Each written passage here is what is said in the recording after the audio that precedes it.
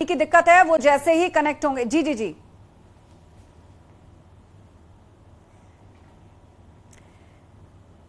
चलिए भुवन जी से हम जवाब लेंगे, लेकिन एक दिलचस्प तस्वीर आपके सामने है। एक दूल्हा दुल्हन नजर आ रहे हैं और अपना वोट कास्ट करने के लिए पहुंचे हैं। बारात निकल रही है, शहनाई बज रही है, और लेकिन वोटिंग का दिन है, वो भी जरूरी है। शहर की सरकार चुननी है तो नाच गाना भी साथ साथ हो रहा है, गीत संगीत भी शादियों का साथ हो रहा है, लेकिन वोट भी कास्ट करना है। तो यह भी लोकतंत्र की एक दिलचस्प तस्वीर है। हमारे सहयोगी ने आगरा के डीएम से भी बात की है, वहां के प्रशासनिक इंतजामों से जुड़े सवाल किए हैं। क्या कुछ उन्होंने कहा वो आपको सुनवाते हैं। देखिए, सिटी और देहात क्षेत्र में, मतलब ईस्ट जोन में, वेस्ट जोन में और सिटी जोन में, तीनों जोन के अफसर से बात हुई। सुबह से सभी अफसर्स भ्रमणशील हैं, पुलिस अफसर्स भी और मजिस्ट्रेट साहबान भी, और सभी से अभी तक जो वार्ता हुई है, सभी जगह शांतिपूर्वक मतदान शुरू हो गया है और पिछले एक सवा घंटे में लगातार वोटिंग हो रही है। और जैसे कि आपको पता है कि सिर्फ नगर निगम में ईवीएम से चुनाव है, बाकी जगह बैलेट बॉक्सेस से, बैलेट पेपर से चुनाव है। तो सभी जगह प्रॉपरली पुलिस की सुरक्षा व्यवस्था है। जो हमारी मोबाइल पार्टीज हैं वो भी जगह जगह भ्रमण कर रही हैं, और जो हमारे क्लस्टर मोबाइल्स हैं वो भी अलग अलग क्षेत्रों में अपने पोलिंग सेंटर्स को चेक कर रहे हैं। अभी भी सभी जगह से कहीं से कोई ऐसी रिपोर्ट नहीं है और सब जगह शांतिपूर्वक मतदान है, और शाम तक इसको प्रॉपरली शांतिपूर्वक और फ्री और फेयर इलेक्शंस को हम कंप्लीट करवाएंगे।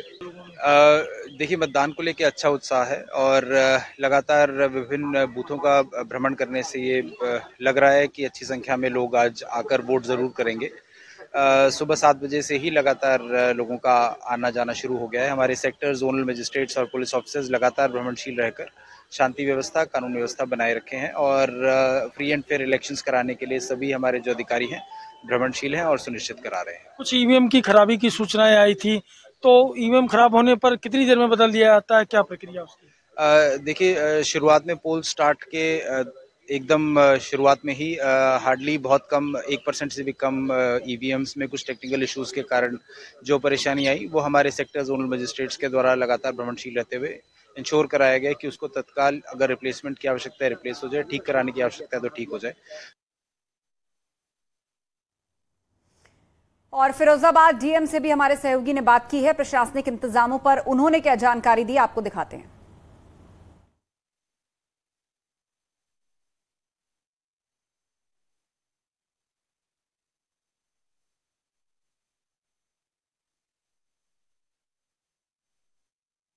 अभी चुनाव प्रक्रिया शुरू हो गई है और हम और कप्तान साहब फील्ड में ही हैं, अभी देख रहे हैं। कुछ बूथों का भ्रमण हमने किया है।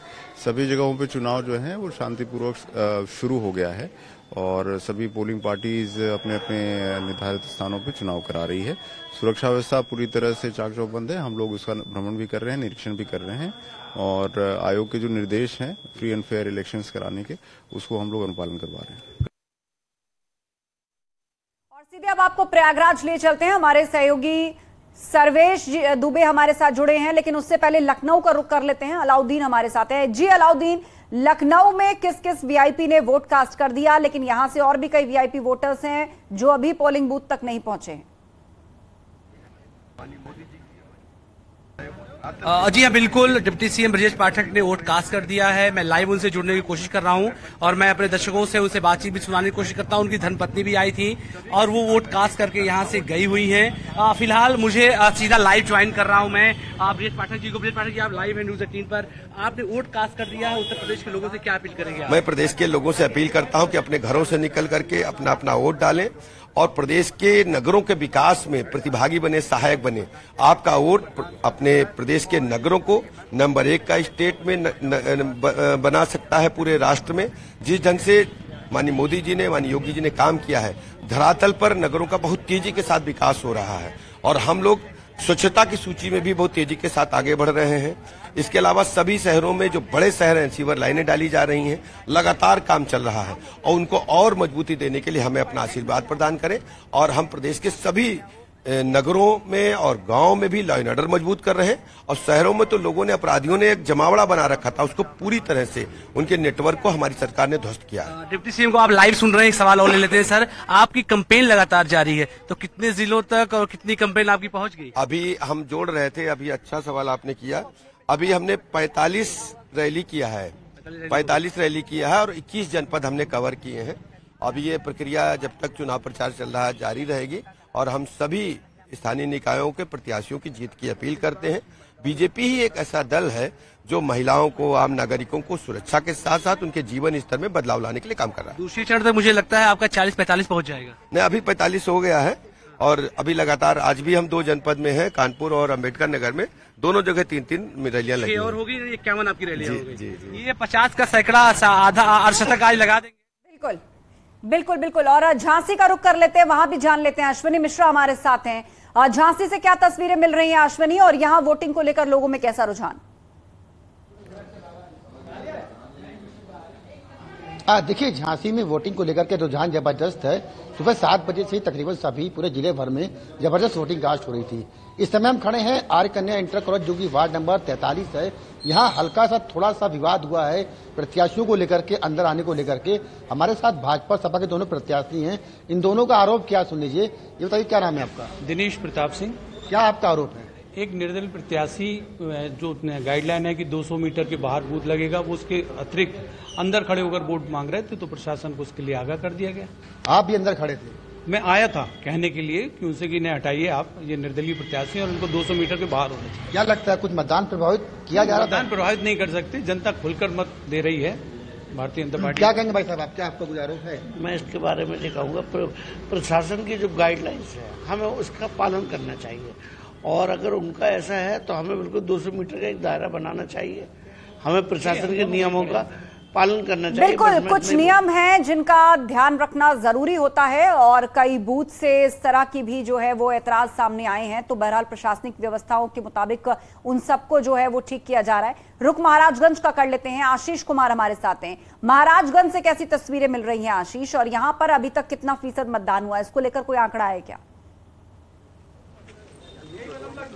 बिल्कुल, मतदान का जो प्रतिशत है वो 9 बजे के आसपास आएगा। लेकिन मैं आपको बता दूं कि जिस तरह से लोगों में उत्साह है वो आप मेरे पीछे से देख सकते हैं कि मैं इस वक्त बूथ संख्या 30 पर सुकटिया में हूं। आप देख सकते हैं कि एक लंबी लाइन लगी हुई है और लोग अपने मतों का प्रयोग करेंगे और जो है अपनी नगर की सरकार चुनने के लिए बेताब है। आपको बता दें कि यही बूथ संख्या 30 है, जहां पर अब से थोड़ी देर बाद केंद्रीय वित्त राज्य मंत्री पंकज चौधरी भी अपना वोट कास्ट करेंगे। तो कहीं न कहीं जो लोकतंत्र का उत्साह है वो नगर में देखने को मिल रहा है। हालांकि जनपद भर में सुचारू ढंग से मतदान जारी है।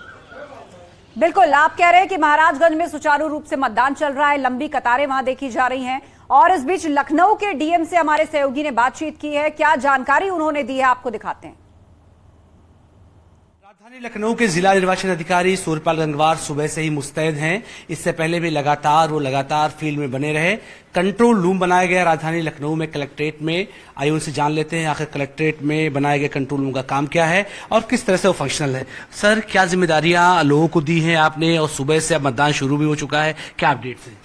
सुबह 6 बजे और 7 बजे के बीच में मॉक पोल हो रहा था। उसके दौरान अगर कहीं से कोई शिकायत प्राप्त हो रही थी तो उसको इमीडिएटली एड्रेस करने के लिए हमने कंट्रोल रूम की स्थापना की थी, जिसके नंबर्स यहाँ पर दिए हुए हैं 0522 261117 111118 और 111119। तो ये 3 नंबर्स हैं जो कंट्रोल रूम के जारी किए गए थे। इस पर कोई भी व्यक्ति, प्राइमरीली जो अभी शुरुआती दौर है उसमें हमारे सेक्टर मजिस्ट्रेट से संपर्क करके हम लोग भी यहाँ से पूछ रहे हैं कि सभी जगह पर मतदान प्रारंभ हुआ है या नहीं हुआ है। अगर कोई दिक्कत आ रही है तो उसको रिजॉल्व किया जा रहा है। और ये नंबर्स हमने पब्लिक के लिए भी जारी किए हैं कि कहीं पर किसी भी प्रकार की कोई व्यक्ति बाधा डालने की कोशिश करता है या पूरे माहौल को दूषित करने का प्रयास करता है तो तुरंत इस कंट्रोल रूम पे भी सूचना दी जाएगी और यहां से हम उसे तुरंत अटेंड करेंगे। पुलिस का कंट्रोल रूम अलग बनाया गया है, वहां पर भी लोग सूचना दे सकते हैं, इंफॉर्मेशन दे सकते हैं और हम लोग पूरे पारदर्शी तरीके से भयमुक्त वातावरण में चुनाव संपन्न कराने के लिए प्रतिबद्ध हैं। प्रत्येक मतदाता से मैं आज भी अपील करता हूं कि लखनऊ नगर निगम और नगर पंचायतों के हो रहे चुनाव में आप लोग अपने मताधिकार का प्रयोग अवश्य करें। और हमारे साथ 2 विशिष्ट मेहमान भी जुड़े हुए हैं, बीजेपी प्रवक्ता मनीष शुक्ला जी और प्रोफेसर भुवन भास्कर जोशी, समाजवादी पार्टी के प्रवक्ता। भुवन जी, आप तक आवाज अगर पहुंच रही है तो अभी तक के वोटिंग पैटर्न को देखकर बीजेपी उत्साहित है और उसका मानना है कि उनका वोटर निकल रहा है। आप लोगों के पास क्या रिपोर्ट है, क्या आप बताना चाहेंगे फिलहाल? देखिए, मैं आपको बताना चाहता हूँ, उत्तर प्रदेश की महान जनता ने नगर निगम में, नगर पालिका और नगर पंचायत में पहले भी हमें आशीर्वाद देने का काम करा, लेकिन हमें पूरी आशा है कि नगर निगम में इस बार समाजवादी पार्टी को पूरा समर्थन उत्तर प्रदेश की महान जनता का मिलेगा। और हम लोगों ने लगातार संघर्ष किया है वहां पर मुख्य विपक्षी दल होने के कारण, और हमने जो मुद्दे वहां के स्थानीय जो मुद्दे हैं वो लगातार उठाने का काम करा है। चाहे वो जल भराव की समस्या हो, एक बारिश बताने का काम करती है कि भारतीय जनता पार्टी की नगर निगम की जो सरकार है वो उसने कोई काम नहीं करा है, और जो झूठा वादा इन्होंने स्मार्ट सिटी का करा था वो स्मार्ट सिटी नहीं दिखाई देते हैं। और मैं आपको बताना चाहता हूँ कि छुट्टा जानवर की स्थिति ये है कि आज हम घर से निकलेंगे तो यह जरूरी नहीं हम सही सलामत आ जाएंगे, क्योंकि जो जानवर है छुट्टा वो हमारे जो बालक है या हमारे जो परिवार की महिलाएं हैं, वृद्ध है या युवा है, उनको जो है नुकसान पहुंचा सकता है। ठीक है, मनीष शुक्ला जी, समाजवादी पार्टी बार बार लोकल मुद्दों का जिक्र करती है और उसका ये कहना है कि आप लोग इन मुद्दों पर फेल हुए हैं और जनता जो है वो निकाय चुनावों में पार्लियामेंट या असेंबली नहीं सोचती, वो यही सोचती है कि सड़क ठीक है कि नहीं, नाली ठीक है कि नहीं, गटरों की स्थिति क्या है। उस मुद्दे पर आप लोग फेल हुए, इसलिए इसका जिक्र नहीं करते।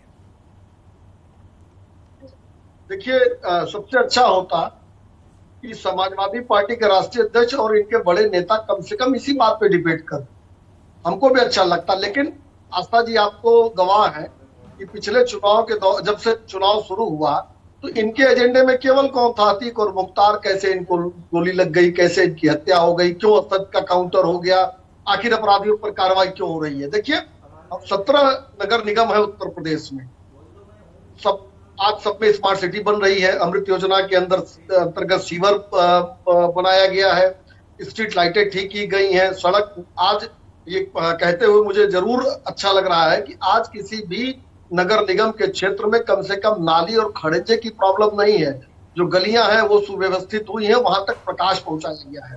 लेकिन एक बात आस्था जी मैं कहना चाहूंगा कि आखिर चुनाव के लिए चुनाव लड़ना पड़ता है, लेकिन समाजवादी पार्टी मेयर के सभी सीटों पर चुनाव लड़ रही है, लेकिन 63% सीटों पर समाजवादी पार्टी ने प्रत्याशी ही नहीं उतारे हैं। लगभग 7,092 सीटों में से 4,858 सीटों पर समाजवादी पार्टी को प्रत्याशी नहीं मिला। आस्था जी, ये भारतीय जनता पार्टी से कैसे चुनाव लड़ेंगे? कल ये कहेंगे ईवीएम गड़बड़ हो गई, बैलेट पेपर पे गड़बड़ी हो गई। भैया, चुनाव लड़ने इसी तरह से जिला पंचायत के चुनाव में भी जिलों में इन्होंने प्रत्याशी नहीं उतारे थे, बाद में शोर मचाना इन्होंने शुरू किया था, ये गड़बड़ी हो गई, वो गड़बड़ी हो गई। लेकिन नगर निगम के चुनाव में और स्थानीय निकाय के चुनाव में चूंकि सिंबल लड़ता है तो इनका ये रोना भी काम नहीं आएगा। ठीक है, और हमको भुवन जोशी जी कुछ कह रहे हैं, फिर मुझे ब्रेक लेना है। ठीक है मनीष जी, भुवन जोशी जी कुछ कह रहे हैं, 10 सेकंड उनकी बात सुन लेते हैं, फिर मुझे ब्रेक लेना है। लौटेंगे हम। भुवन जोशी जी। आस्था जी, पूरे प्रदेश और देश ने देखा है, विश्व की सबसे बड़ी पार्टी कहने वाली पार्टी को अपने जो मेयर प्रत्याशी है वो दूसरी पार्टियों से इन्हें आयातित करना पड़ा। हम तो दावा नहीं करते कि हम पूरे विश्व की सबसे बड़ी पार्टी है, हम तो मानते हैं उत्तर प्रदेश की बड़ी पार्टी है। निश्चित तौर पे इनके जो कैंडिडेट नहीं और प्लस जो इनके कार्यकर्ता इनकी दरी झंडे उठा रहे थे उनके पास के लिए इनके पास कोई विजन नहीं है, ये अन्य पार्टियों से लोग लाने का काम करते हैं। और निश्चित तौर पर मैं आपसे कहना चाहता हूं, उत्तर प्रदेश के जनमानस ने मन बना लिया है कि जो भारतीय जनता पार्टी का 40% का कमीशन जो कर्नाटक से लेकर और उत्तर प्रदेश के नगर निगमों तक फैला हुआ है, उसके खिलाफ वोट करने का काम करें। चलिए ठीक है, आप दोनों का अपना अपना दावा है। मनीष शुक्ला जी भी अपनी बात इस बीच रख रहे हैं, लेकिन एक छोटे से ब्रेक के लिए हमें रुकना होगा। आप दोनों हमारे साथ जुड़े रहेंगे और हर जिले में हमारे रिपोर्टर्स भी पल पल की अपडेट हम तक पहुंचा रहे हैं। महा कवरेज निकाय चुनाव से जुड़ी जारी रहेगी। एक छोटा सा ब्रेक, जल्द लौटेंगे।